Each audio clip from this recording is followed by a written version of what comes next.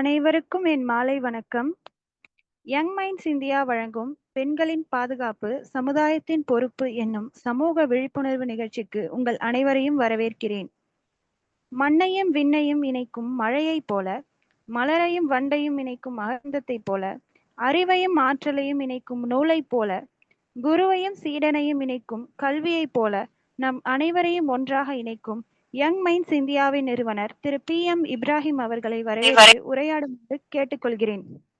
அனைவருக்கும் வணக்கம். Young minds India அமைப்பு ஒருங்கிணைத்துள்ள பெண்கள் பாதுகாப்பு சமூகத்தின் பொறுப்பு என்ற நிகழ்ச்சிக்கு வருகை தந்துள்ள உங்கள் அனைவரையும் வருக வருகவென வரவேற்கிறேன். பொதுவாக நம்ம இந்த நிகழ்ச்சியோட நோக்கம் என்ன அப்படின்னு கேட்டாக்க, பெண்களுக்கு நாம் எஜுகேட் பண்ணுற அளவுக்கு ஆண்களுக்கு நம்ம எஜுகேட் பண்ணுறதில்ல. அதனால தான் இன்றைக்கி நிறைய பிரச்சனைகளை நம்ம சந்திக்க வேண்டியிருக்கிறது. அதனால் இந்த விஷயங்கள் எல்லாம் நம்ம தெரிஞ்சுக்கணும் அப்படிங்கிறதுக்கு, மக்களுக்கு புரிய வைக்கணும் அப்படிங்கிறதுக்கு நாங்கள் கமிட்டி மெம்பர்ஸ் எல்லாம் யோசித்தப்ப நம்ம இப்படி ஒரு நிகழ்ச்சி நடத்தலாம் அப்படின்னு சொல்லிட்டு ஒரு முடிவு பண்ணி யாரை கூப்பிடலாம் அப்படின்னு யோசித்தப்ப கமிட்டி மெம்பர்ஸ் பெரும்பாலானவர்கள் தோழர் வாசுகி பேசினா இது நிச்சயம் நல்லா இருக்கும் அப்படின்னு சொல்லி சொன்னாங்க. அதனால் அவங்கள்ட்ட நாங்கள் டேட் கேட்டப்ப அவங்க அதுக்கு முழு சம்மதத்தோடு ஒத்துக்கொண்டாங்க. அவங்க இந்த நிகழ்ச்சியில் இணைந்திருப்பது எங்களுக்கெல்லாம் பெரிய மகிழ்ச்சி. அவங்களுடைய உரையை கேட்க ஆர்வமாக இருக்கிறோம். நன்றி. இன்றைய நமது சிறப்பு பேச்சாளர் திரு வாசுகி உமாநாத் அவர்கள் தமிழகத்தின் புகழ்பெற்ற சமூக ஆர்வலரும் அரசியல்வாதியும் ஆவார். திருச்சிராப்பள்ளி மாவட்டம் உறையூரில் பிறந்து வளர்ந்த இவர் புகழ்பெற்ற கம்யூனிஸ்ட் தலைவர்கள் திரு ஆர் உமாநாத் மற்றும் திருமதி பாப்பா உமாநாத் ஆகியோரின் மகளாவார். அவர்களுடைய தந்தையார் 1962 மற்றும் 1977 ஆண்டுகளில் 2 முறை லோக்சபாவிற்கும், 1977 மற்றும் 1980 ஆண்டுகளில் தமிழ்நாடு சட்டமன்றத்திற்கும் தேர்ந்தெடுக்கப்பட்டவர். அவருடைய தாயார் ஆல் இண்டியா டெமோக்ராட்டிக் மகளிர் சங்கம் என்னும் பெண்கள் முன்னேற்ற அமைப்பின் உறுப்பினராக இருந்து 1989 ஆண்டு தமிழ்நாடு சட்டமன்றத்தில் தேர்ந்தெடுக்கப்பட்டவர். வர்த்தகத்தில் பட்டம் பெற்ற பிறகு 1977 ஆண்டு வாசுகி அவர்கள் கம்யூனிஸ்ட் கட்சியில் இணைந்தார். தனது தொழில் வாழ்க்கையை வங்கி துறையில் தொடங்கி கனரா வங்கி, யூனியன் வங்கி போன்ற முக்கிய வங்கிகளில் பணியாற்றினார். 2000 ஆண்டு தன்னார்வ ஓய்வு பெற்று முழுநேர சமூக பணியில் ஈடுபட்டவர். மகளிர் உரிமைகள், சமூகவியல், முன்னேற்றம், பாலின சமத்துவம் போன்ற துறைகளில் பணி செய்து வருகிறார். அவருடைய அரசியல் வாழ்க்கையில் 2014 ஆண்டு சென்னை வடக்கு தொகுதியில் நடைபெற்ற லோக்சபா தேர்தலில் போட்டி பெற்றார். பின்னர் 2016 ஆண்டு மதுரை மேற்கு தொகுதியில் சட்டமன்ற தேர்தலில் போட்டி பெற்றார். தேசிய அளவில் ஆல் இண்டியா டெமோக்ராட்டிக் மகளிர் சங்கத்தின் தேசிய துணைத் தலைவராகவும், கம்யூனிஸ்ட் கட்சியின் மத்திய குழு உறுப்பினராகவும் சிறப்பாக பணியாற்றி வருகிறார். பெண்கள் பாதுகாப்பு, சமூக நீதி மற்றும் மகளிர் முன்னேற்றத்திற்காக தனது முழு நேரத்தையும் ஆற்றலையும் அர்ப்பணித்து வரும் நம் சிறப்பு பேச்சாளர் திரு வாசுகி உமாநாத் அவர்களை தங்களின் சிறப்புரையை வழங்குமாறு அன்புடன் அழைக்கிறேன். யங் மைண்ட்ஸ் இந்தியா அமைப்புக்கு என்னுடைய நன்றியையும் பாராட்டையும் தெரிவிச்சுக்கிறேன். இந்த முயற்சிங்கிறது ரொம்ப நல்ல முயற்சி. சமுதாயத்துக்கு தேவையான சில தலைப்புகளை தேர்வு பண்ணி தொடர்ச்சியாக இப்படியான உரையாடல் நடத்துவது இன்னைக்கு காலத்தின் கட்டாயம். எல்லாருக்கும் எல்லாம் தெரிஞ்சிருக்கும்னு சொல்ல முடியாது. ஆகவே ஒவ்வொரு துறை சார்ந்தவர்கள் அவங்களுடைய அனுபவத்தோடு விஷயங்களை பகிர்ந்து கொள்ளும் போது நம்ம கூடுதலாக விவரங்களை தெரிஞ்சுக்க முடியும். இப்ப இது பெண்கள் பாதுகாப்பு சமுதாயத்தின் பொறுப்பு என்கிற இந்த தலைப்பு இன்னைக்கு இந்த காலகட்டத்துக்கு ரொம்ப ரொம்ப தேவையானது அப்படின்னு நான் நினைக்கிறேன். இப்ப என்னுடைய உரைக்குள்ள போவதற்கு முன்னால தலைப்புல இருந்தே நம்ம தொடங்கலாம். இப்ப பெண்கள் பாதுகாப்பு சமுதாயத்தின் பொறுப்பு அப்படின்னு வர்றதுல இந்த பெண்கள்ங்கிற வார்த்தைய நம்ம முதல்ல எடுத்துக்கலாம். பெண்கள்னா ஒவ்வொருத்தர் மனசுலயும் ஒவ்வொரு விதமான பிம்பம் இருக்கும். அப்ப நம்ம பெண்கள்னு யாரு சொல்றோம் அப்படிங்கிறத முதல்ல நம்ம அடுத்தது பாதுகாப்புன்னு ஏதோ டிஸ்டர்பன்ஸ் மாதிரி கேக்குதே.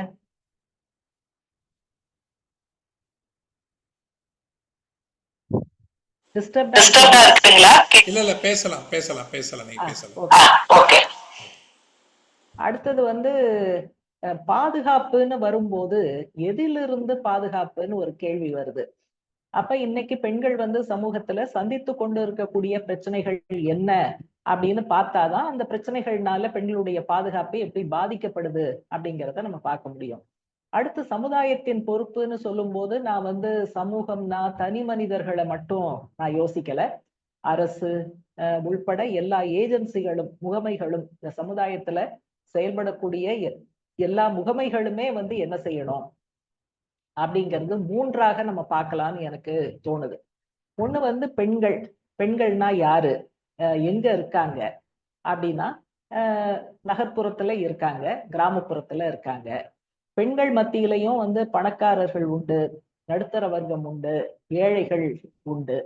அதே போல சமூக ரீதியாக ஒடுக்கப்படுகிற சாதிகளை சேர்ந்தவர்களாக அல்லது இதர சாதிகளை சேர்ந்தவர்களாக இருக்காங்க. அடுத்து வெவ்வேறு மதங்களை சேர்ந்தவர்களாக இருக்காங்க. வெவ்வேறு வேலைகள் பார்க்கக்கூடியவர்களாக ஆக்குபேஷன், அதுல வந்து ஒரு ஒர்க்கரா இருக்கலாம், இல்ல ஒரு ஃபார்மரா இருக்கலாம், அக்ரிகல்ச்சரல் ஒர்க்கரா இருக்கலாம், அல்லது அரசு ஊழியர், ஆசிரியர், இன்சூரன்ஸ்ல பணியாற்றக்கூடியவர்கள், இந்த மாதிரி பல்வேறு நடுத்தர வர்க்கம் சார்ந்த அப்படியான பணிகள்ல இருக்கலாம். இதோட சேர்த்து குடும்பத்துக்குள்ளேயும் வந்து சில உறவு நிலைகள்ல பெண்கள் இருக்காங்க.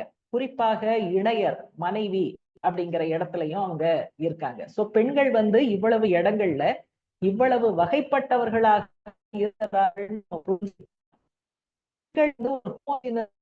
இல்ல. பெண்கள்னு சொல்லிடுறதுனாலயே வந்து எல்லோரும் ஒரே மாதிரியான பிரச்சனைகளை சந்திப்பவர்களாக இல்லைங்கிறது தான் நம்ம வந்து பாயிண்ட் நம்பர் 1. அதை வந்து நம்ம புரிஞ்சுக்க வேண்டியிருக்கு. 2வது, அவங்களுடைய பாதுகாப்பு எப்படியெல்லாம் பாதிக்கப்படுது, அவங்களுக்கு இருக்கக்கூடிய பிரச்சனைகள் என்ன அப்படின்னா, இந்த சமுதாயத்தை வந்து நம்ம வந்து ஒரு சமத்துவ சமுதாயமாக கருத முடியாது. அது வந்து சமூக ரீதியாக இருந்தாலும் சாதிகளுக்குள்ள சமத்துவம் அப்படிங்கிறது இல்ல. அதே போல பாலின சமத்துவம் அப்படிங்கிறது கிடையாது. அடுத்து பொருளாதார சமத்துவம் அப்படிங்கிறதும் இல்ல. ஏழை பணக்காரர் இந்த மாதிரியான வித்தியாசங்கள் இருக்கு. அதனால இந்த மாதிரியான சமத்துவ சமூக அமைப்பு இல்லாமல் இருப்பதால் வரக்கூடிய பிரச்சனைகள்ல பெண்களும் வந்து பாதிக்கப்படுறாங்க. ஏன்னா அவங்களும் இந்த சமூகத்துல ஒரு அங்கம்ங்கிற முறையில அவங்களுக்கும் அந்த பாதிப்புகள் வருது. குழந்தை வளர்ப்பிலிருந்தே நம்ம வந்து இந்த வேறுபடுத்தி பார்க்கக்கூடிய ஒரு விஷயத்த நம்ம வந்து தொடங்கிடுறோம். ஆணும் பெண்ணும் சமம் அல்ல என்று நம்பக்கூடிய ஒரு சமூக அமைப்புல குழந்தை வளர்ப்பிலிருந்து குழந்தைகளுக்கு நம்ம வந்து கொடுக்கக்கூடிய விளையாட்டு பொருட்கள்ல இருந்தே வேறுபாடுகள் தொடங்கிருது. இப்ப எல்லாம் போனும் கையுமா இருக்காங்க, விளையாடுறதுக்கு நம்ம தனியா எதுவும் வாங்கி கொடுக்க வேண்டிய அவசியமே இல்லை. கடந்த காலத்துல நீங்க பாத்தீங்கன்னா துப்பாக்கிகள் மாதிரியான விஷயங்கள் வந்து ஆண் குழந்தைகளுக்கும், இந்த சமையல் பாத்திரங்கள், அந்த மாதிரி சொப்பு, அந்த மாதிரியான விஷயங்கள் வந்து பெண் குழந்தைகளுக்கும் வாங்கி கொடுக்கக்கூடிய ஒரு நீண்ட காலம் அது அந்த மாதிரியான பழக்கம்தான் இருந்தது. அதே போல குணங்களும் இந்த அடிப்படையில தான் பிரிக்கப்படுது. ஒரு ஆண்னா எப்படி இருக்கணும், ஆண்மைனா என்ன, ஒரு பெண் வந்து இப்படித்தான் இருக்கணும், பெண்மை அதற்கான குணங்கள் என்ன. அப்ப இத வந்து பிரிச்சுடுறோம். அதாவது தைரியம், வீரம் இந்த மாதிரியான விஷயங்கள் வந்து ஆண்களுக்கு உரித்தானதாகவும், அடக்கம், பொறுமை இதெல்லாம் வந்து பெண்களுக்கான குணமாகவும் நம்ம பிரிச்சுடுறோம். உண்மையிலேயே ஒரு செகண்ட் அந்த இடத்துல யோசிச்சு பார்த்தா, மனிதர்களாக இருப்பவர்களுக்கு ஒவ்வொரு சமயத்துல ஒவ்வொரு மாதிரியான குணம். சில சமயங்கள்ல நெருக்கடி வரும்போது அதை வந்து துணிச்சலாக எதிர்கொள்ளக்கூடிய ஒரு குணம்ங்கிறது ஆணுக்கும் தேவை, பெண்ணுக்கும் தேவை. வெட்கப்படுவது அப்படின்னு வரும்போது பெண்ணுக்கு உரித்தானதா நம்ம வந்து ஒதுக்குறோம். ஆனா உண்மையிலேயே வந்து சில வெட்கக்கேடான விஷயங்கள், ஐ ஃபீல் அஷேம்ட் அப்படின்னு வந்து பெண் தான் சொல்லணுங்கிறது கிடையாது. அவமானப்படுகிற அல்லது வெட்கப்படுகிற தருணங்கள் வந்து ஆண்களுக்கும் வரக்கூடும். அதே போல வீரம். இன்னைக்கு வந்து இந்தியாவுல நடக்கக்கூடிய பல போராட்டங்கள்ல எல்லா சவால்களையும் சந்திப்பவர்களாக பெண்கள் வந்து முன்களத்துல நிக்கிறாங்கிறத நம்ம ஊடகங்கள்ல எல்லாம் பார்த்துக்கிட்டு இருக்கோம். அதனால வீரம்ங்கிறதும் வந்து இருபாலாருக்கும் உரியதாகத்தான் நம்ம பார்க்க வேண்டியிருக்கு. ஆனா இது வந்து ஆணையும் பெண்ணையும் வேறு வேறு மாதிரி பார்க்கக்கூடிய சமூக அமைப்புங்கிறதுனாலயே எல்லாமே பிரியுது, குணங்களும் ஆஹ் பிரியுது. ஒரு சினிமாவுல கூட விவேக் நடிச்ச ஒரு சினிமால ஒரு நகைச்சுவைங்கிறது வரும்.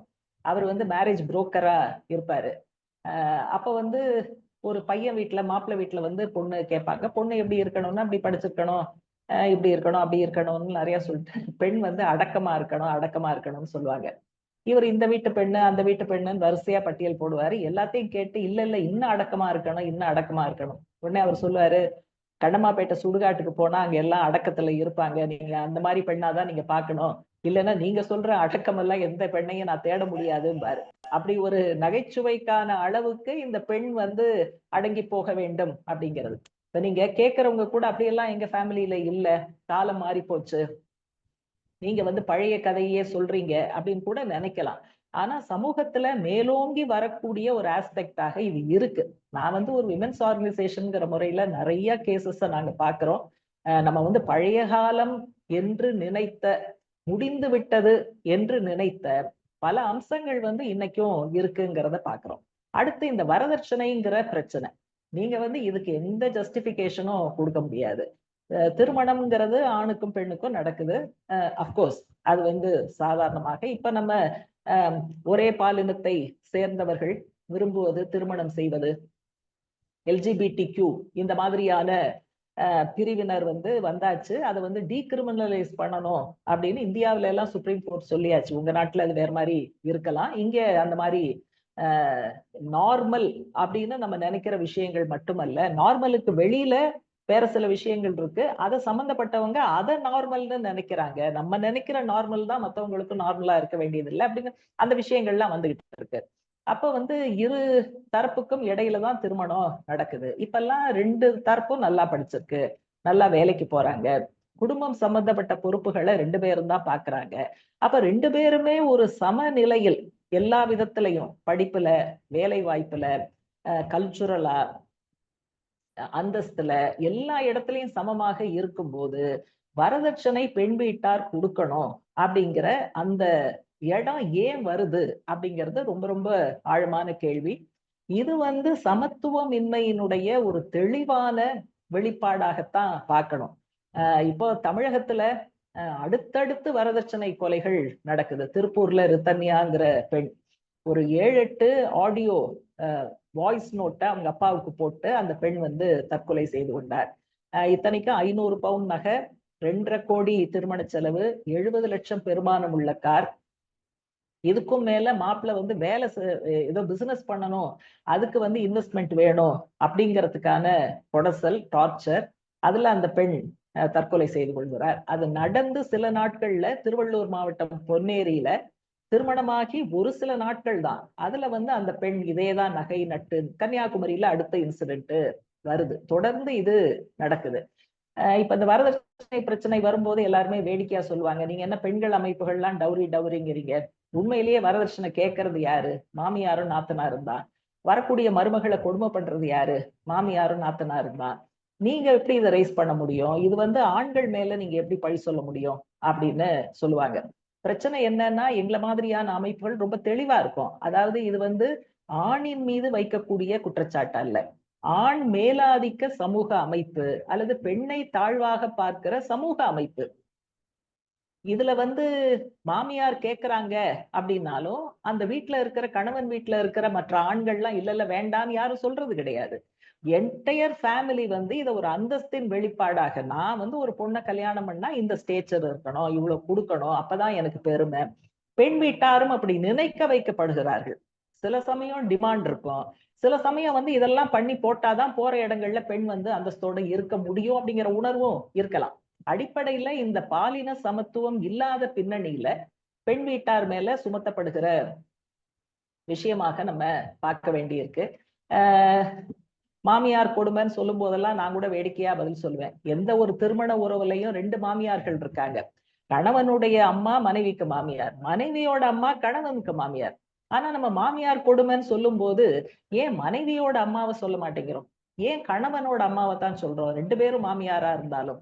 அப்ப கொடுமைப்படுத்தக்கூடிய அந்த அதிகாரம் அப்படிங்கிறது அது மாப்பிள்ளை வீட்டை சேர்ந்ததாக இருக்கிறது. அதனால அங்க பிரச்சனை வந்து மாமியார் செய்கிறார், நாத்தனார் செய்கிறார் என்பதல்ல, ஆணின் குடும்பத்தை அல்லது மாப்பிள்ளை வீட்டை சேர்ந்தவராக இருக்கிறாருங்கிறது தான் அதிகாரம் கொடுக்குது. அதனால இந்த வரதட்சணைய வந்து இவ்வளவு நாகரிகம் அடைந்த சமூகத்துல பொருட்களோட பட்டியல் மாறிக்கிட்டு இருக்கு, விலைவாசி உயர்வுக்கு ஏற்ப ரொக்கம் மாறிக்கிட்டு இருக்கே ஒழிய, மத்தபடி இந்த ரொம்ப அவமானகரமான இந்த விஷயம் வந்து தொடர்ந்து நடக்குது. பல பெண்களுடைய தற்கொலைகளுக்கு காரணமா இருக்கு.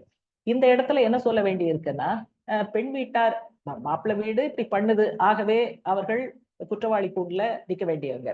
பெண் வீட்டாரை என்ன பண்றாங்க, நீ திரும்பி வந்துட்டேன்னா மானக்கேடா போயிடும், நம்ம குடும்பத்தை என்ன சொல்லுவாங்க, குடும்ப கௌரவங்கிறது சீர்குலைஞ்சிரும், உனக்கு பிறகு ஒரு தங்கச்சி இருக்கா, அவளை நான் வந்து கல்யாணம் பண்ணி கொடுக்கணும். இப்படியாக வந்து அந்த பெண்ணுக்கு வந்து போவதற்கு வேற வழியே இல்லாம ஒரு எல்லா பக்கமும் அடைக்கப்பட்ட ஒரு கூண்டுக்குள்ள அவ வந்து தள்ளப்படும் போது தற்கொலை தவிர வேற வழி தரல. இதை தவிர கொலைகளும் நிறைய நடக்குது. சோ இது ஒரு சமத்துவமின்மையினுடைய மேஜர் இஷ்யூ. அதே போல செக்ஷுவல் அசால்ட், ரேப்பு, இந்த மாதிரியான விஷயங்களும் நீங்க வந்து ஒரு அதிகாரம் படைத்தவர்கள், அதிகாரம் குறைவாக இருப்பவர்கள் அல்லது அதிகாரம் அற்றவர்கள் மீது வன்முறையை ஏவலாம் அப்படிங்கிறது ஒரு ஏற்கப்பட்ட விஷயமா தான் இருக்கு. அதனால பவர் ஸ்ட்ரக்சர்ல வரக்கூடிய ஆஸ்பெக்டாகவும் நம்ம வந்து sexual harassment, sexual assault, wrap இந்த மாதிரியான விஷயங்களை பார்க்க முடியும். இப்ப இந்த பிரச்சனை எல்லாம் வந்தா உடனே ஒரு 4 வாதங்களை முன் வைப்பாங்க.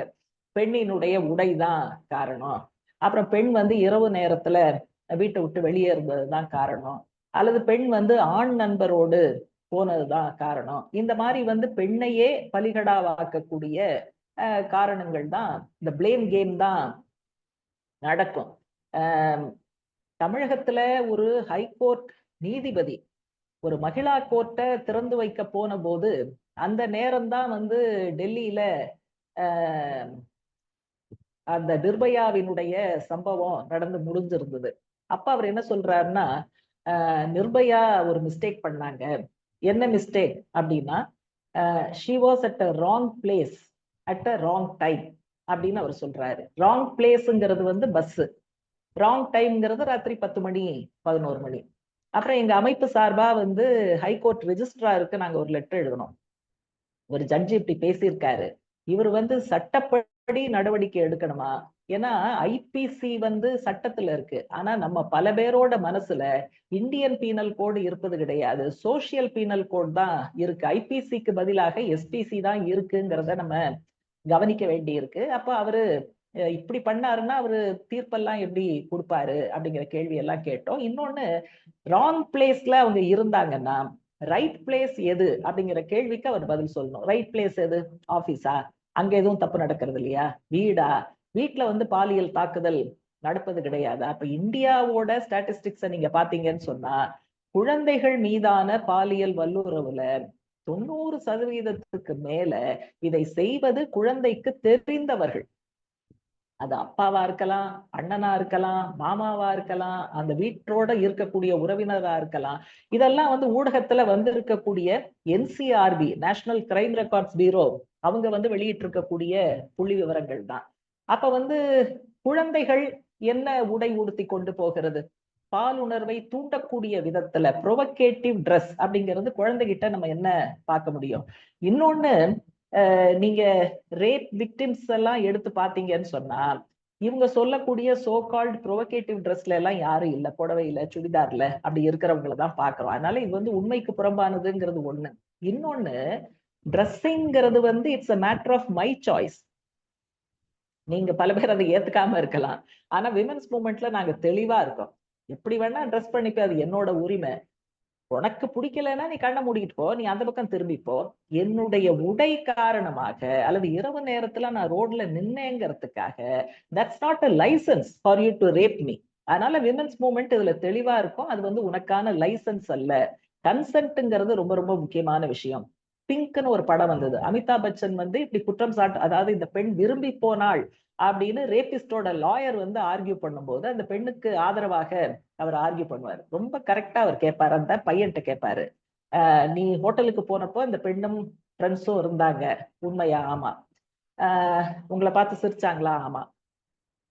நீங்க கூப்பிட்ட போது, டேபிளுக்கு சாப்பிட கூப்பிட்ட போது என்ன சொன்னாங்க? எஸ்ன்னு சொன்னாங்க. அப்புறம் சாப்பிடுறியான்னு கேட்டப்ப என்ன சொன்னாங்க? எஸ்ன்னு சொன்னாங்க. இப்படியே ஒவ்வொன்றுத்துக்கும் எஸ்ன்னு சொன்னாங்க, எஸ்ன்னு சொன்னாங்க. கடைசியில நீ வந்து இத அடுத்த கட்டத்திற்கு கொண்டு போக வேண்டும் என்று நீ கேட்டபோது அவங்க என்ன சொன்னாங்க? நோன்னு சொன்னாங்க அப்படின்னு அந்த பையன் சொல்லுவான். நீ எஸ்ன்னு சொன்னதை ஏத்துக்கிட்ட, நோன்னு சொன்னதை ஏன் ஏத்துக்கல அப்படிங்கிற கேள்வி வந்த உடனே அவன் வந்து அது சும்மா சொன்னாங்கன்னு நினைச்சேன், நோங்கிறத அவங்க மீன் பண்ணலன்னு நினைச்சேன். அப்புறம் இவர் நல்லா கேட்பாரு, எஸ்ங்கிறத கரெக்டா மீன் பண்ணாங்கன்னு தெரியுது, அப்ப நோங்கிறத வந்து அவங்க மீன் பண்ணல நீங்க ஏன் நினைக்கிற? அப்போ உன்னுடைய விருப்பத்துக்கு நீ செஞ்சிருக்க, அந்த பெண் வந்து அங்க கன்சென்ட் கொடுக்கல. உன் டேபிளுக்கு வந்தா, சாப்பிட்டா, தண்ணி குடிச்சா, உன்னை பார்த்து சிரிச்சாங்கிறதே நீ வந்து அடுத்த கட்டத்துக்கு ரிலேஷன்ஷிப்பை வந்து கொண்டு போவதற்கு எந்த விதமான நியாயமும் இல்லைன்னு. இதை வந்து நம்ம கொஞ்சம் தெளிவுபடுத்த வேண்டியிருக்கு. சமூகம் வந்து இதை ஏத்துக்கிறது கஷ்டமா இருக்கலாம், புரிஞ்சுக்கிறது கஷ்டமா இருக்கலாம். ஒரு நீண்ட காலமாக ஒரு விதமான ஓரியன்டேஷனுக்கு, லாஜிக்கு, ரீசனிங்க்கு நம்ம பழக்கப்பட்டோம். ஆனா இது வந்து ஒரு புதிய உலகத்துல அவேர்னஸ் அதிகமா இருக்கு, சமத்துவத்துக்கான குரல்கள் அதிகமாக ஒலிக்கும் போது கொஞ்சம் இந்த விஷயங்களை கரெக்டா பார்க்கணுங்கிறது தான். இப்ப ஆர்ஜிகர் ஹாஸ்பிட்டல்ல நடந்தது, அந்த டாக்டரை நம்ம வந்து என்ன சொல்ல முடியும், அந்த பெண் மருத்துவரை, எவ்வளோ விஷயங்கள் நடக்குது. அதனால எல்லாத்துலயும் வந்து பெண்ணை பழி சொல்வது அப்படிங்கிறது எந்த விதத்திலையும் ஏற்றுக்கொள்ளக்கூடாது. ஒரு பாதிக்கப்பட்ட பெண்ணை விரல் நீட்டி பழி சொல்லும் போது இன்னொரு பக்கம் குற்றவாளி தப்பிப்பதற்கு அது ஒரு என்கரேஜ்மெண்டாக அல்லது குற்றவாளி திரும்ப திரும்ப இந்த குற்றத்தை செய்வதற்கு ஊக்குவிப்பதாக நம்முடைய ரெஸ்பான்ஸ் அமைந்துவிடக் கூடாது அப்படிங்கிறத சொல்ல வேண்டியிருக்கு. அடுத்து வந்து வீட்டுல மனைவி அப்படிங்கிற அடிப்படையில குடும்ப வன்முறை அப்படிங்கிறது நடக்குது. அங்க டொமஸ்டிக் வயலன்ஸ் ஆக்ட் இருக்கான்னு எனக்கு தெரியல. பட் இந்தியாவுல நீண்ட காலமாக போராடி டொமஸ்டிக் வயலன்ஸ் ஆக்ட் ஒண்ணு கொண்டு வந்திருக்கோம். அதுல கூட என்ன அப்படின்னா, அந்த வயலன்ஸ்ங்கிறது வந்து கை நீட்டி அடிச்சா மட்டும் கிடையாது, பிசிக்கல் வயலன்ஸ் மட்டும் கிடையாது, மென்டல் வயலன்ஸ் அதுல இருக்கு, செக்ஷுவல் வயலன்ஸ் அதுக்குள்ள இருக்கு, எக்கனாமிக் வயலன்ஸ் அதுக்குள்ள இருக்கு. ரொம்ப விமென்ஸ் மூவ்மெண்ட்லாம் ரொம்ப காலம் போராடி கிட்டத்தட்ட ஒரு 16 வருஷம் ஃபைட் பண்ணி தான் இந்த சட்டம்ங்கிறது வந்தது. இந்த சட்டத்தை அமல்படுத்துறதுக்கான போராட்டங்களை நம்ம வந்து நடத்திக்கிட்டு இருக்கோம். அதனால திருமணமான பிறகு மனைவியை, அதுக்குதான் இணையர்ங்கிற வார்த்தையை பயன்படுத்துங்கன்னு சொல்றோம். இணையர்ங்கிறது நீங்க பாத்தீங்கன்னா அந்த வார்த்தையிலேயே ஒரு ஈக்குவாலிட்டிங்கிறது தெரியும். மனைவி அப்படிங்கும் போது அது வரல. அதனால கொஞ்சம் வார்த்தைகள் மாறுவது கூட ஒரு பண்பாட்டு மாற்றத்தினுடைய பிரதிபலிப்பாக இருக்கக்கூடும். அதனால குடும்ப வன்முறை வந்து பெண்கள் சந்திக்கக்கூடிய ஒரு சீரியஸான இஷ்யூ. அடுத்து வந்து நீங்க அரசியல் ரீதியா பல விஷயங்கள் நடக்குது. இப்ப ஒண்ணும் இல்ல, இப்ப நான் இப்ப ஒரு ஆர்ப்பாட்டத்துக்கு போயிட்டு தான் வந்தேன். அதனால கிட்டத்தட்ட நீங்க முடிச்ச இந்த பேச கூப்பிடும் போதுதான் அவசரமா வந்து நானு போனை செட்டப் பண்ண வேண்டி இருந்தது. ஆர்ப்பாட்டம் எதுக்குன்னா, பீகார்ல எலெக்ஷன் கமிஷன் நடத்தக்கூடிய அந்த வாக்காளர் பட்டியல் ஸ்பெஷல் திருத்தம், சிறப்பு திருத்தம் அப்படிங்கிறது, இது கிட்டத்தட்ட 65 lakhs பீகார் ஓட்டர்ஸ் வந்து டிஸ்குவாலிஃபை ஆயிட்டாங்க. ஏற்கனவே இருந்த பட்டியல்ல இருந்து இனிமேல தே ஆர் நாட் ஓட்டர்ஸ் அப்படின்னு ரிமூவ் பண்ணியாச்சு. இது வந்து ரொம்ப பயங்கரமான விஷயம். இதுல ஒரு ஆஸ்பெக்ட் என்ன வருதுன்னா, ஆண்களை விட கூடுதலான எண்ணிக்கையில் பெண் வாக்காளர்கள் இந்த 65 லட்சத்துல விடுபட்டு இருக்கிறார்கள் அப்படிங்கிறது தான். ஓட்டிங் ரைட் வந்து போறது கூட பெண்களுக்கு கூடுதலா இருக்கு. மைனாரிட்டி கம்யூனிட்டி அதிகம் வசிக்கக்கூடிய அந்த பகுதிகளில் வந்து பலருக்கும் வாக்குரிமைங்கிறது பறிக்கப்பட்டிருக்கு அப்படின்னா இது ஒரு விதமான பாலிடிக்ஸ். இது வந்து எலெக்ஷன் கமிஷன் இயல்பா நடத்துற விஷயம் கிடையாது. எனவே இந்த மாதிரியான பாதிப்பு அரசியல் கொள்கையினால, அரசியல் நடவடிக்கையினால வரக்கூடிய பாதிப்புகள் வந்து பெண்களுக்கு தான் இருக்கு. ஆகவே இதை வந்து பெண்களுக்கான பாதிப்பு இல்லை அப்படின்னு வந்து நம்ம சொல்ல முடியாது. அவ்வளவு ஏன், இப்ப ரீசெண்டா யூகேவோட இந்தியன் கவர்மெண்ட் வந்து ஒரு ட்ரேட் அக்ரிமெண்ட் போட்டிருக்காங்க.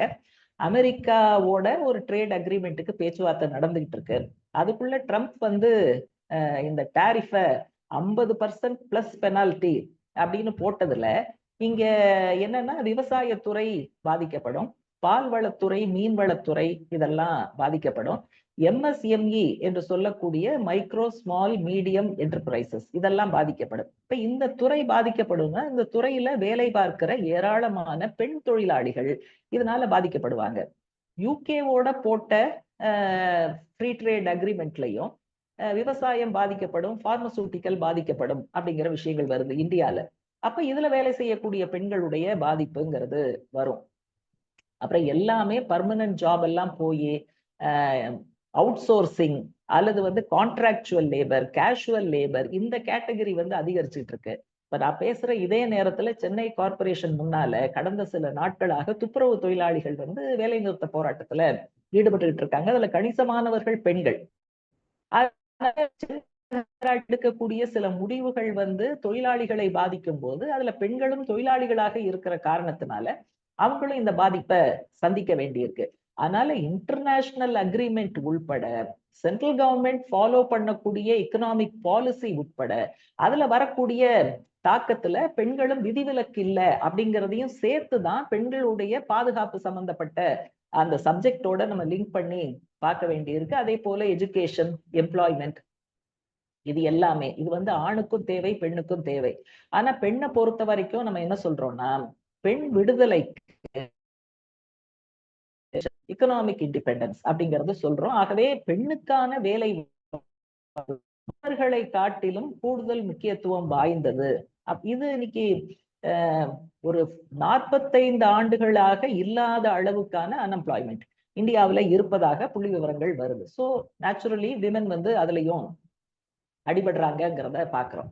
அடுத்தது பெண்கள் பாதிக்கப்படக்கூடிய இன்னொரு முக்கியமான இடம் வந்து நம்ம வந்து கான்ஃபிளிக்ட் ஜோன்ஸ் அப்படின்னு சொல்லுவோம். கான்ஃபிளிக்ட் நடக்கக்கூடிய எந்த இடமாக இருந்தாலும் அல்லது இயற்கை பேரிடர் மாதிரியான விஷயங்கள். இப்ப வயநாட்டுல பிரச்சனை வந்தது, தமிழகத்துல அதே மாதிரி பெருவெள்ளம் வந்தது. எங்க வந்தாலும் உடனே நம்ம வந்து ஒரு கேம்ப்ல தங்க வைக்கிறோம். கேம்ப்ல வந்து அடிப்படை சுகாதார வசதிகள் இல்லைன்னா மாதவிடாய் சமயத்துல பெண்கள் கூடுதலா பாதிக்கப்படுவாங்க. பெண்களுக்கு அங்க கேம்ப்ல பாதுகாப்பு இருக்காது. அதனால பேரிடர் வரும்போது கூட அவங்களுக்கு இந்த மாதிரியான கூடுதல் பிரச்சனைகள் வரக்கூடும் அப்படிங்கிறத பாக்குறோம். கான்ஃபிளிக்ட் ஜோன்னா இப்ப வந்து பாலஸ்தீன், அதுல வந்து காசால இஸ்ரேல் நடத்தக்கூடிய தாக்குதல், பல நாடுகள்ல அரசாங்கங்கள் வந்து இஸ்ரேலை ஆதரிச்சா கூட அந்த நாட்டு மக்கள் வந்து பாலஸ்தீன மக்கள் கொன்று குவிக்கப்படுகிறார்கள், அது சரியில்லை அப்படின்னு தான் சொல்றாங்க. உணவு என்பது கூட இன்றைக்கு காசா மக்கள் மீதான ஆயுதமாக மாற்றப்படுகிறது. உணவில்லாமல் குழந்தைகள் மண்ணை தின்கிற அந்த காட்சியெல்லாம் கூட பாக்குறோம். மனிதாபிமானமே இல்லாத ஒரு சூழல் அப்படிங்கிறது போயிட்டு இருக்கு. அப்ப இந்த மாதிரியான ஜோன்ல எல்லாரும் பாதிக்கப்பட்டாலும் பெண்களும் குழந்தைகளும் கூடுதலாக பாதிக்கப்படுறாங்க. அதே மாதிரி சாதிய ரீதியான கிளாஷஸ், காஸ்ட் கிளாஷஸ் நடக்கும்போது சாதி கௌரவம் அல்லது குல கௌரவம் வந்து பெண்களிடம் இருப்பதாக ஒரு தோற்றம் இருக்கு. ஆகவே இன்னொரு சாதியை சேர்ந்த ஒரு பெண்ணை இழிவுபடுத்துவது அந்த சாதியையே இழிவுபடுத்துவதாகுங்கிற முறையில வேற சாதியை சேர்ந்தவங்க இன்னொரு சாதி மேல அட்டாக் பண்ணும்போது பெண்களை குறிவைக்கக்கூடிய விஷயம் பார்க்கிறோம். அதே மாதிரி தமிழகத்துல, இந்தியாவில ஆனர் கிரைம்ஸ் என்று சொல்லக்கூடிய சாதி ஆணவ கொலைகள் இப்ப கூட அடுத்தடுத்து நடந்துகிட்டு இருக்கு.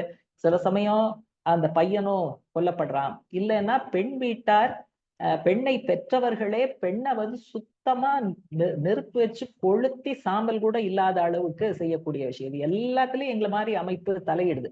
ஆனா ஒரு பக்கம் நடந்துகிட்டே இருக்கு, ஒரு பக்கம் ஒவ்வொன்றிலையும் நீதி கேட்டு அவன் தப்பு பண்றவன் வந்து பெரிய ஹீரோவாக கருதப்படுகிறான். அந்த சாதியினுடைய கௌரவத்தை பாதுகாக்கிற போர் வீரனாக அவன் கருதப்படுறான், மரியாதை செலுத்தப்படுறான். ஆனா அந்த பாதிக்கப்பட்ட குடும்பம் நொந்து நூலாகி போகக்கூடிய சூழல். அப்ப இதுலயும் வந்து பெண்களுடைய பாதிப்பு அப்படிங்கிறது இருக்கு.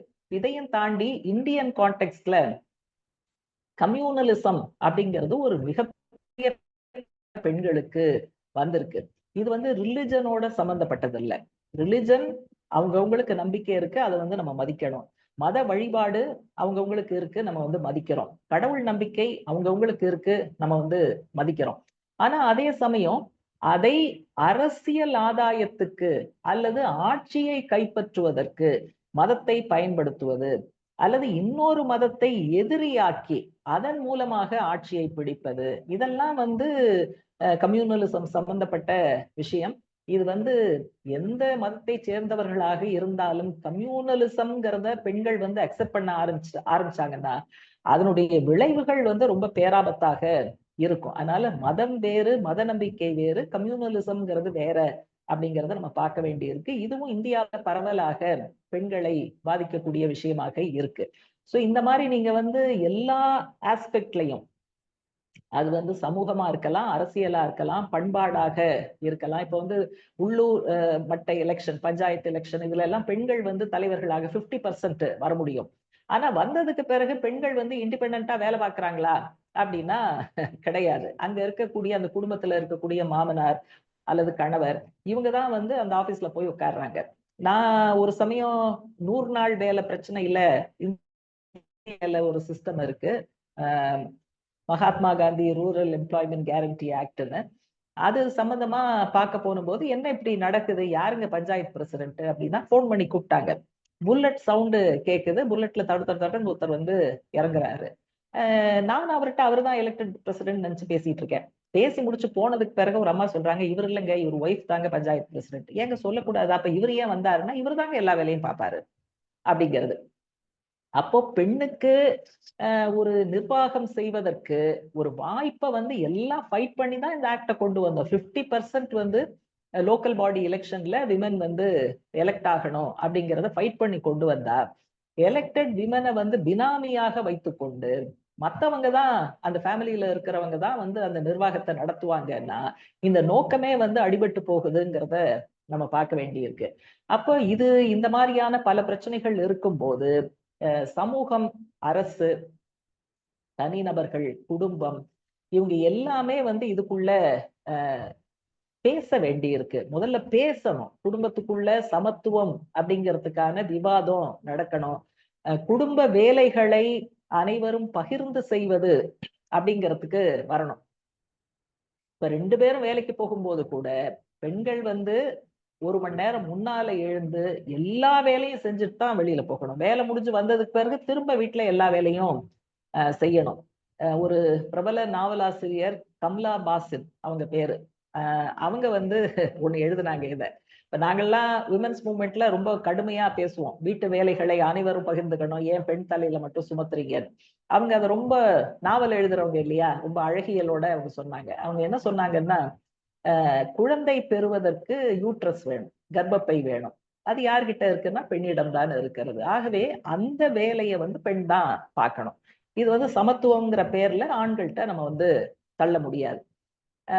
ஆனா சமையல் செய்வதற்கு கர்ப்பப்பை தேவையில்லை. சமையல் செய்வதற்கு கைகள் இருந்தால் போதும். இப்ப கைகள் இருக்கக்கூடிய யார் வேண்டுமானாலும் செய்ய முடியும்.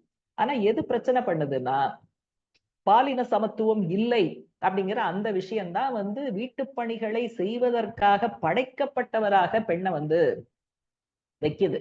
பணிகளை 2 பேரும் சேர்ந்து செஞ்சுட்டு, பல விஷயங்களை 2 பேரும் சேர்ந்து பேசிட்டு இருந்தா அதுதான் ரொம்ப அழகான வாழ்க்கை. நம்ம ஒருத்தர் சேர்ல உட்கார்ந்து காலாட்டிக்கிட்டு டிவி பார்த்துக்கிட்டு, இன்னொருத்தர் மாங்கு மாங்குன்னு எல்லா வேலையும் பார்த்துக்கிட்டு, இது வந்து இந்த அசமத்துவம் அப்படிங்கிறது வந்து குடும்பத்துல இருந்தே மாற வேண்டிய தேவை இருக்கு. அதே மாதிரி குடும்பம் சம்பந்தப்பட்ட பிரச்சனைகளை ஒரு கலந்துரையாடல் மூலமாக குடும்ப உறுப்பினர்கள் அனைவரோடும் கலந்து பேசி ஒரு கன்சென்சஸோட முடிவெடுப்பது. அதே போல திருமணம்னு சொன்னா என்னோட வீட்டுல நான் வரதட்சணை வாங்க மாட்டேன் அப்படிங்கிற ஒரு முடிவை நோக்கி போவது. சட்டங்கள் வந்து முறையாக அமல்படுத்தப்படுவதை கண்காணிப்பது. பல சமயங்கள்ல வந்து போலீஸ் வந்து சட்டத்தை முறையா அமல்படுத்த மாட்டேங்கிறாங்க. நாங்க என்ன கேட்டுக்கிட்டு இருக்கோம்னா, அப்படி சட்டத்தை முறையாக அமல்படுத்தாத காவல்துறை மேல நடவடிக்கை எடுக்கணும் அப்படிங்கிற சிஸ்டம் வந்தா தான் அவங்க ஆன்சரபிள், அக்கௌண்டபிள் அப்படிங்கிற இடத்துக்கு வருவாங்க. அதே போல பண்பாட்டு ரீதியாக சட்டம் போட்டு கலாச்சாரத்துல பண்பாட்டுல மாற்றம் கொண்டு வர முடியாது. கலாச்சாரம், பண்பாடெல்லாம் வாழ்க்கை சம்பந்தப்பட்டது, அன்றாட நடவடிக்கைகள் சம்பந்தப்பட்டது. அப்ப நம்ம கருத்தியல் ரீதியாகத்தான் இந்த விவாதத்தை நடத்தி ஒரு மாற்றத்தை கொண்டு வரணும். இப்ப ராத்திரி நேரத்துல பெண்கள் வந்து வீட்டுல இல்லாம வெளியில இருந்தாங்கன்னா ஷி டிசர்வ்ஸ் இட். அந்த மாதிரி பிரச்சனை வரத்தான் வரும். அப்படின்னா யாரை நம்ம நினைக்கிறோம்னா, ஒரு நன்றாக படித்த ஒரு இளம் பெண் நல்லா ட்ரெஸ் பண்ணிக்கிட்டு வேணும்னே வந்து ரோட்ல போய் 11 மணிக்கு போய் ஒரு இடத்துல இருந்து அவளுக்கு பிரச்சனை வந்ததுன்னா ஷி டிசர்வ்ஸ் இட் அப்படின்னு அப்படி அந்த தோற்றம் தான் வருது. அதுல கூட ஷி டசன்ட் டிசர்வ் இட்ங்கிறது வேற விஷயம். ஆனா அப்படி ஒரு பார்வை இருக்கு. சந்திரமுகி படத்துல கூட ரஜினிகாந்த் வந்து சந்திரமுகி யாருன்னு கண்டுபிடிக்கிறதுக்கு ஒவ்வொருத்தரும் ராத்திரி 12 மணிக்கு வீட்டுல இருக்காங்களான்னு பார்க்க போவாரு. அப்ப இவங்க அந்த ஹீரோயின் பேர் எனக்கு சட்டுன்னு மறந்து போச்சு. அவங்க வீட்டு கதவை தட்டுவாரு. அவங்க வெளியில வந்து அவங்க வெளியில வர மாட்டாங்க. ஜன்னல் வழியா என்ன இந்த நேரத்துல கதவு தட்டுறீங்க அப்படிம்பாங்க. அப்ப இவர் சொல்லுவாரு, இல்ல இல்ல நீ வீட்டுல இருக்கியான்னு நான் பார்த்தேன். உடனே அந்த ஹீரோயின் சொல்லுவாங்க, இந்த நேரம் நான் வீட்டுல இல்லாம எங்க போவேன்? உடனே இவர் சொல்லுவாரு, கரெக்ட், நல்ல குடும்ப பெண்கள்லாம் வந்து இந்த நேரத்துல வீட்டுலதான் இருப்பாங்க. இப்போ நாங்கெல்லாம் வந்து வெளி மாவட்டம், வெளி மாநிலம் இதெல்லாம் போயிட்டு ட்ரெயின்ல வந்து இறங்கி பஸ்ஸை புடிச்சு இல்ல ஆட்டோவை புடிச்சு வீடு வந்து சேர்த்தா அது ராத்திரி 12 மணியாவும் இருக்கும், 1 மணியாவும் இருக்கும். அப்ப நாங்க நல்ல குடும்பத்து பெண்கள் இல்லையாங்கிற கேள்வி வருது. இந்த மாதிரியான மைண்ட் செட்ல கூட நம்ம மாற்றம் ஏற்படுத்த வேண்டி இருக்கு. யாரு எந்த நேரத்துல வீட்டுல இருக்கணுங்கிறது அந்த குடும்பத்தினுடைய தேவையை பொறுத்து, சம்பந்தப்பட்டவர்களுடைய அந்த சூழலை பொறுத்து யூனிஃபார்மா ராத்திரி 12 மணிக்கு வீட்டுல இருந்தாதான் வந்து நல்ல குடும்பத்து பெண்கள், இல்லைன்னா மோசமான பெண்கள் அப்படின்னு முடிவெடுக்கிறது வந்து ஒரு சயின்டிபிக்கான விஷயமே கிடையாது. இது ரொம்ப பயஸ்ட் அவுட்லுக்னு தான் நம்ம வந்து சொல்ல முடியும். இப்படி ஒவ்வொரு சின்ன விஷயத்திலையும் நம்ம ஒரு நிமிஷம் நின்னு யோசிச்சாலே இது வந்து எவ்வளவு தவறா இருக்கு, முட்டாள்தனமா இருக்கு, அன்சைன்டிபிக்கா இருக்கு, இத போய் நம்ம ஏன் ஃபாலோ பண்றோம் அப்படிங்கிறது வரும். எல்லாத்துக்கும் ஒரு லாஜிக் வேணும். ரைம் அண்ட் ரீசனிங்கிறது வேணும். ரீசனிங் இல்லாமல் யாரோ சொன்னாங்க, ஆதி காலத்துல சொன்னாங்க, அதையே நம்ம வந்து இப்ப வரைக்கும் அன்ரீசனபிள் விஷயம் கூட இப்ப நம்ம வந்து கடைபிடிச்சுக்கிட்டு இருக்கணும் அப்படிங்கறதெல்லாம் கிடையாது. ஒருவேளை எனக்கு அன்ரீசனபிள்னு தெரியறது உங்களுக்கு ரீசனபிளா கூட இருக்கலாம். அப்ப எது கரெக்ட்ங்கிறத எப்ப நம்மளால கண்டுபிடிக்க முடியும்னா, நீங்களும் நானும் உரையாடுவதன் மூலமாகத்தான். உங்க தரப்பு நியாயத்தை நீங்க வைக்க, என் தரப்பு நியாயத்தை நான் வைக்க, அப்படிதான் வந்து செட்டில் ஆகும். அதை விட்டுட்டு சோசியல் மீடியால ஒரு பெண் வந்து ஒரு பதிவு போட்டாலே அவ்வளவு ஆபாசமாக, அவ்வளவு கொச்சையாக பதிவு போடுவது. ஒரு சின்ன குழந்தை அந்த பெண்ணுக்கு இருந்தால் அந்த சின்ன குழந்தைய ரேப் பண்ணிடுவேன் அப்படின்னு வந்து இன்டிமிடேட் செய்து பதிவுகளை போடுவது, போன் செய்து ஆபாசமாக பேசுவது, இத வந்து நம்ம சைபர் கிரைம்னு சொல்றோம். வலைத்தள வன்முறை. இன்னைக்கு வந்து தொழில்நுட்பம் வளர வளர இந்த மாதிரியான வன்முறையும் சேர்ந்தேதான் வருது. ஒரு சாதி மாநாடு ஒண்ணு நடந்தது. அதுல ஒருத்தர் என்ன பேசுறாருன்னா, நம்முடைய பெண்களை வந்து கம்ப்யூட்டர் படிக்க வைக்கவே கூடாது, கம்ப்யூட்டர் படிச்சாதான் அவங்க வந்து மொபைல் போன்ல ஃபேஸ்புக்கு அது இதுன்னு போய் கெட்டு போறாங்க, ஆகவே கூடாது அப்படின்னு சொல்றாரு. நார்த்ல சில இடங்கள்ல இந்த கப் பஞ்சாயத்துன்னு சொல்லுவாங்க, சாதி பஞ்சாயத்து, அவங்க சேர்ந்து என்ன சொல்லிட்டாங்க, சூரிய அஸ்தமனத்துக்கு பிறகு பெண்கள் வந்து வெளியில போக கூடாது, அல்லது மொபைல் போனே வச்சுக்க கூடாது, இப்படி முடிவெடுக்கக்கூடிய கட்ட பஞ்சாயத்துக்கள்லாம் கூட நடக்கிறத பாக்குறோம். அப்ப நீங்க ஒரு சயின்டிபிக் டிஸ்கவரி, மொபைல் போன்ங்கிறது ஒரு டெக்னாலஜிக்கல் டெவலப்மெண்ட், ஃபேஸ்புக்குங்கிறது ஒரு டெக்னாலஜிக்கல் டெவலப்மெண்ட். அது வந்து தவறுனா அது யாருக்குமே இருக்கக்கூடாது, ஆணுக்கும் இருக்கக்கூடாது, பெண்ணுக்கும் இருக்கக்கூடாது. தவறான விஷயம் ஆண் கையில இருக்கலாம், பெண் கையில இருக்கக்கூடாது அப்படிங்கிறது நியாயம் இல்லை. தவறுனா யார் கையிலயும் இருக்கக்கூடாது. அதனால இந்த மாதிரியான தொழில்நுட்ப முன்னேற்றங்கள், வளர்ச்சிகள் கூட பெண்களுக்கு மறுக்கப்படணும் அப்படிங்கிற அந்த வாதம்ங்கிறது இன்றைய காலகட்டத்துல இன்னும் வலுவாக முன்னுக்கு வருகிறது. அதனால நம்ம வந்து ஒரு 100 ஆண்டு போராடி பெண் சமத்துவத்தை கொஞ்சம் அப்படி கிட்டக்க கொண்டு வந்து பெண்கள் கல்வி, வேலை வாய்ப்பு, முன்னேற்றம் அப்படின்னு போய்கிட்டு இருக்கும் போது 100 வருஷம் பெண்களை பின்னால் தள்ளக்கூடிய, இழுக்கக்கூடிய அந்த மாதிரியான வேலைகள் வந்து இந்தியாவை பொறுத்த வரைக்கும் இந்த காலகட்டத்துல கடந்த 10-15 ஆண்டுகளாக கூடுதலாக நடக்கிறது. அதனால இந்தியாவில் இருக்கக்கூடிய விமென்ஸ் மூவ்மெண்ட் வந்து அரசியல் ரீதியா ஃபைட் பண்ண வேண்டியிருக்கு, பொருளாதார ரீதியாக பெண்ணினுடைய கல்விக்கும் வேலை வாய்ப்புக்கும் ஃபைட் பண்ண வேண்டியிருக்கு, வன்முறையிலிருந்து அவங்கள பாதுகாக்கவும், வன்முறை நடந்த பிறகு வந்து சட்ட ரீதியாக, உள ரீதியாக அவர்களுக்கு உதவி செய்வது, கவுன்சிலிங் கொடுப்பது, அந்த மாதிரியான வேலையும் நம்ம வந்து செய்ய வேண்டியிருக்கு. இதையெல்லாம் நம்ம பேசும்போது ஆண்கள் முழுக்க எதிரிகள் அப்படிங்கிற அந்த மாதிரியான உணர்வு வந்தா அது வந்து முழுக்க முழுக்க தப்பு. கடந்த காலத்துல விதவை மறுமணம், பெண் கல்வி இதையெல்லாம் சொன்னவங்க சமூக சீர்திருத்தவாதிகள் ஆண்கள் தான் சொன்னாங்க.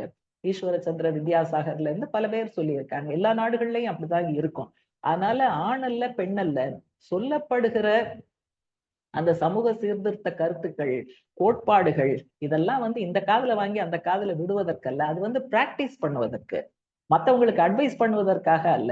நம்முடைய குடும்பத்துல அமல்படுத்துவதற்கு. எல்லாத்துலயுமே வந்து சேஞ்ச் நம்ம கிட்ட இருந்து தொடங்கணும். மாற்றம் நம்ம கிட்ட இருந்து தொடங்கணும்.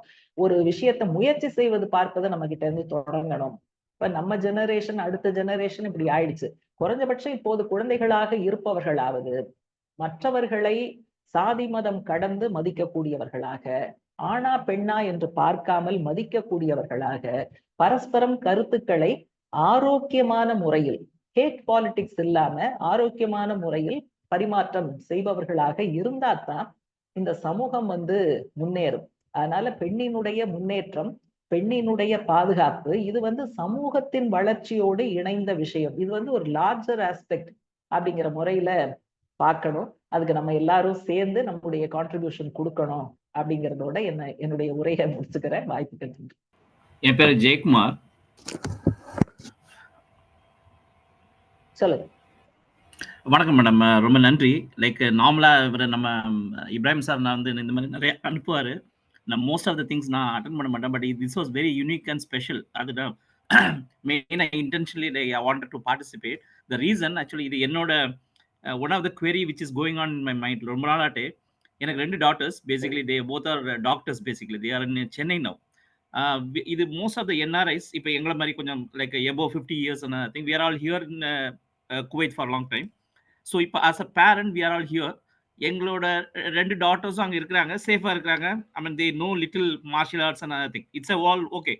As a parent அவங்களுக்கு ஏதாவது ஆச்சுன்னா or something unwanted thing happen, யாரை போய் அப்ரோச் பண்ணும்? Because we have very limited friends, like we are all here. இப்போ அவங்க ரிமோட்டா ஏதாவது டியூட்டி டைம் ஆர் சம்திங் ஏதாவது ரிமோட் இடத்துல போகும்போது okay touch wood nothing should happen. ஏதாவது ஆச்சுன்னா யாரை போய் அப்ரோச் பண்றது, எப்படி பண்ணணும்னு like we have no clue actually. இப்போ நான் எந்த போலீஸ் ஸ்டேஷன் ஃபோன் பண்ணா யார் போய் எடுப்பாங்க, எப்படி கோஆர்டினேட் பண்ணோன்னே ஒரு பசிலாட் இருக்குது. இது ரொம்ப நாளா மைண்ட்ல போயிட்டு இருந்தது. நீங்க வந்தனால like you had lot of experience. இது ஒரு கொஞ்சம் ஷேர் பண்ணீங்கன்னா நிறைய பேருக்கு இது ஒரு பெனிஃபிட்டா இருக்கும் மேடம். நான் வந்து எங்களோட ஆக்டிவிஸ்ட் நம்பர் கொடுக்குறேன். ஸ்டேட் சென்டர்ல இருக்கிறவங்க பிளஸ் வேற சில டிஸ்ட்ரிக்ட்ஸ்ல இருக்கிறவங்களோட நம்பர் கொடுக்குறேன். யாருக்கு என்ன பிரச்சனைனாலும் அவங்களுக்கு பண்ணினா தாராளமா ஹெல்ப் பண்ணுவாங்க. வேற எதுவும் அவங்க எதிர்பார்க்கவே மாட்டாங்க. அந்த நம்பர் வந்து 24/7 தான். S S S.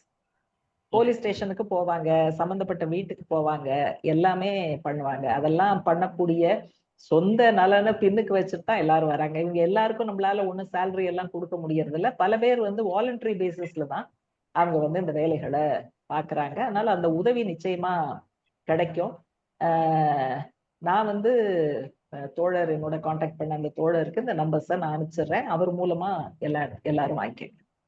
Nice ma'am. நான் இது மனசுல யோசிச்சிருந்தேன், பேசாம ஒரு கன் லைசன்ஸ் வாங்கி கொடுத்து கன் வாங்கி கொடுக்கலாமான்னு யோசிச்சிருந்தேன். பட் அதெல்லாம் ரொம்ப அன்வான்டட் திங்ஸா தெரிஞ்சிச்சு. Anyway good. Thanks ma'am. Thanks. Okay.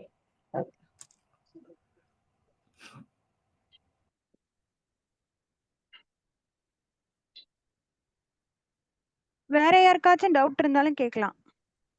நான் ஒரு query அதுல போட்டிருந்தேன். லைக் இந்த chat பாக்ஸ், நீங்க இந்த டவுரி இஷ்யூஸ் வந்து இது எல்லா இடத்துலயும் காமனா நடக்குது.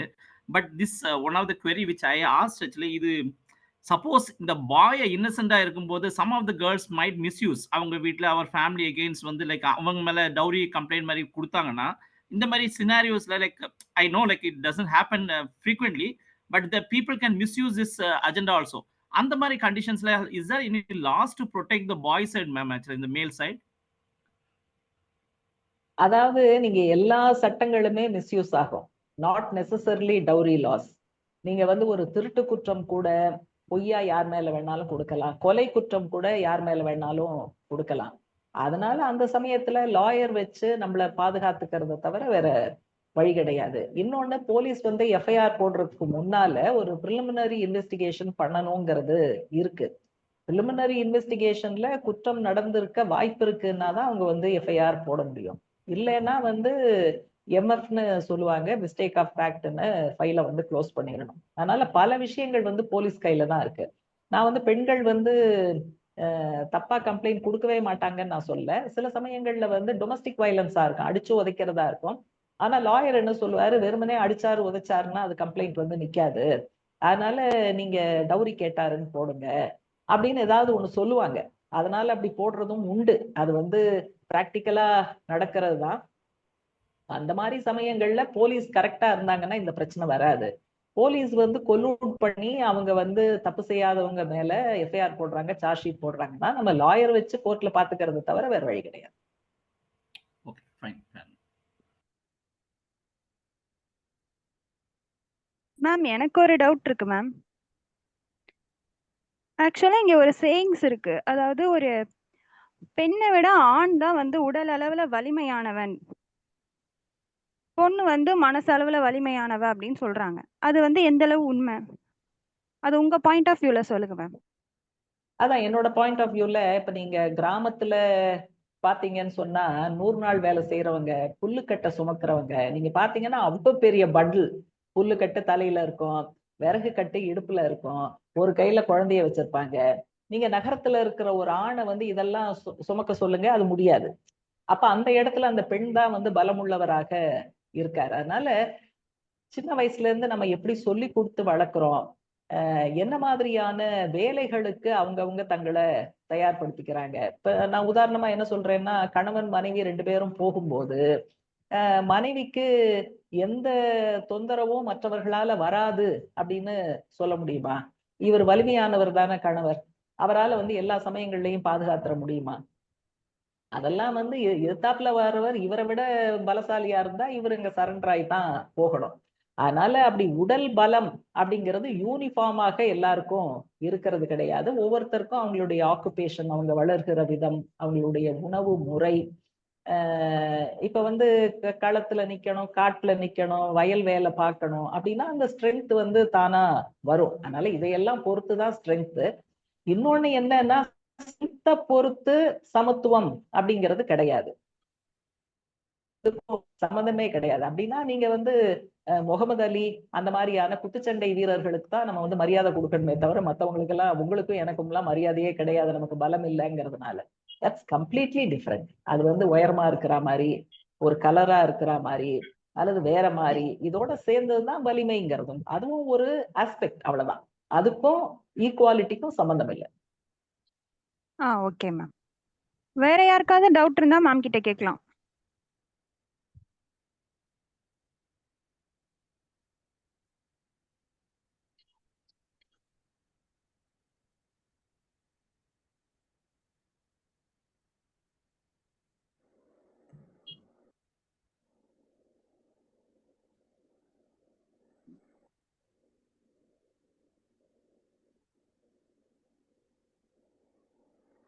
Hello ma'am. ஆக்சுவலா இப்ப இங்க தமிழ்நாட்டுல ma'am we are little bit வில்லேஜ்ல இருக்கோம். பாப்பா படிக்கிறாங்க. ஸோ பாய்ஸ் கிட்ட பேசினாலே ஒரு சந்தேகப்படுற மாதிரி, ஈவன் இன்க்ளூடிங் லெக்சரர்ஸ் அந்த மாதிரி ஒரு இது பண்றாங்க. ஸோ இது எப்படி வெளியில வர்றது, எப்படி வாட் டு டு? அதான் நான் சொன்னேன்ல, ஒரு டயலாக் மூலமா தான். நீங்க வந்து என்டையர் சொசைட்டி, ஸ்கூல் அட்மினிஸ்ட்ரேஷன் எல்லாமே அந்த மாதிரி இருக்கும்போது நம்ம மட்டும் ஒரு என்ன சொல்ல பரீட்சித்து பார்த்து நம்முடைய குழந்தைய ரிஸ்க் எடுக்க வைக்க முடியாது. இதுல நீங்க வந்து டிபேட்டுக்கான டாபிக்ல பெண் சமத்துவம்னு வைக்க சொல்லலாம்.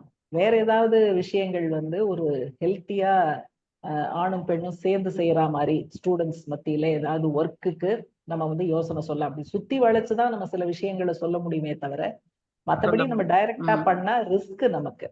அதனால she is also one of the leader. அப்படி இருக்கும்போதும் இந்த லெக்சரர்ஸ் அந்த மாதிரி ஒரு டாக் இருக்கு. அது எப்படி அவேர்னஸ் கொண்டு வருது அப்படிதான். எனிவே அதான் ஏதாவது ஒரு டிஸ்கஷனுக்கான ஸ்பேஸ் வந்ததுன்னு சொன்னா அதுல இந்த மாதிரியான தலைப்புகள் ரொம்ப டைரக்டா இல்லாம, எது வந்து ஸ்ட்ரென்த், எது சமத்துவம், அந்த மாதிரி கூட ஒரு டிஸ்கஷனுக்கு போய் எங்கேயாவது ஒரு புள்ளியிலேயாவது அவங்களை இணைக்க முடியுமான்னு பார்க்கலாம். பெண்களின் முன்னேற்றத்திற்கு தேவையான அருமையான கருத்துக்களை மிகச்சிறந்த முறையில் சிறப்புரையாற்றிய அனைத்திந்திய ஜனநாயகத்தின் மகளிர் சங்கத்தின் தலைவர் திருமதி வாசுகி உமாநாத் அவர்களுக்கு இந்நிகழ்ச்சியை பங்கு பெற்ற அனைத்து நல்லுள்ளங்கள் சார்பாகவும் இதயம் கனிந்த நன்றியை தெரிவித்துக் கொள்கிறேன். Thank you madam.